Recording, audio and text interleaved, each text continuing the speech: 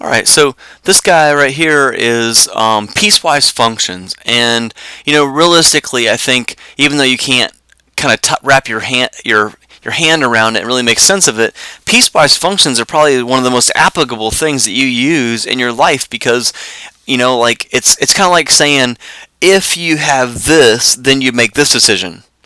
Or if this happens, then I'll make that decision. It's kind of like if you just got paid, you might go eat at Logan's because that's more expensive, right? Or it would be like saying, oh man, I don't get paid for another week, I'm out of money, then you go eat at McDonald's or Subway because it's less expensive. You can get a foot long, for $6 or something, So it's kind of like that decision making process where you establish like what you have, and based upon what you have, then you choose what you're going to use. So I'm going to choose some random numbers that we're going to plug into this what's called a piecewise function. And we'll use those random numbers to just establish like how we determine which one of the functions we're going to use, whether we'd use the top one, the bottom one, or however. So remember, these are numbers that I'm just pulling out of my head just for example purposes. So like for example, if I came along and said, okay, I want you to evaluate f of 0. Well, that means that my x value is equal to 0, right? So I'll take a look up here, and I look at the first inequality, and it says if x is less than or equal to 2, then you'll use this function. If x is greater than 2, then you'll use this function. Well, our x is less than or equal to 2, so we'll do negative 2 times 0 plus 5, and we'll find out that our function f of 0 is equal to 5. Well, what if I came along and said, okay, well, what is f of 2?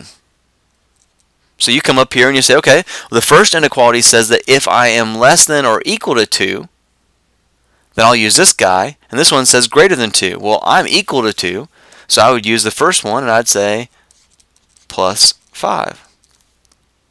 I'd solve that, so f of 2 is equal to 1. The last one that we'll try to kind of show us a variation of all three is that if I chose a number that was greater than. So like for example, if I chose f of 5. Well, that means I'm going to let x be equal to 5. So I come up here. The first one's less than or equal to 2. 5 is not less than or equal to. 5 is greater than 2, so we're going to use the second one. So we just say 5 plus 1. So f of 5 is equal to 6. And that's our basic, that's the basic foundation of a piecewise function.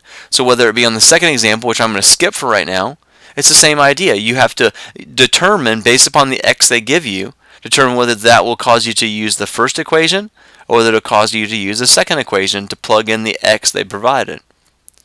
On the last example right here, just to make sure we're good to go, it makes, I don't want the numbers to get crazy or to get you confused here. So on this last one, let's take a look at 3 examples. So let's take a look at 1960.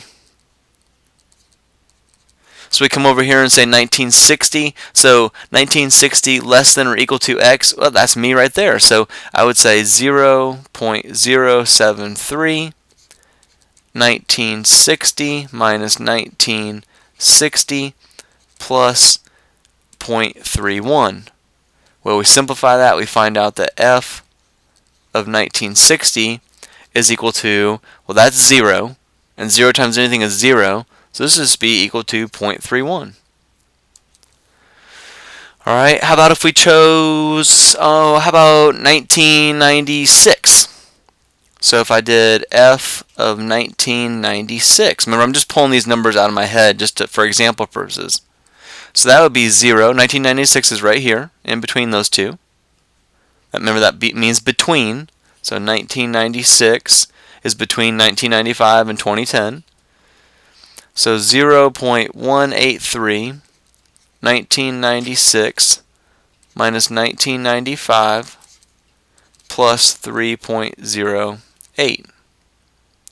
So f of 1996 is equal to 0.183 plus 3.08. We add that together. It looks like we're going to get equals 3.263, I believe. Okay, which is, the biggest thing is which one do I plug it into? Last example. What if I said I wanted to do f of 2012? When I look up here, I'm looking for 2012. Well, 2012 is not between 1995 and 2010. And 2012 is not between 1960 and 1995. 2012 is out here. So in this case here, there would be no solution. You can't do it. Alright, so that's piecewise functions.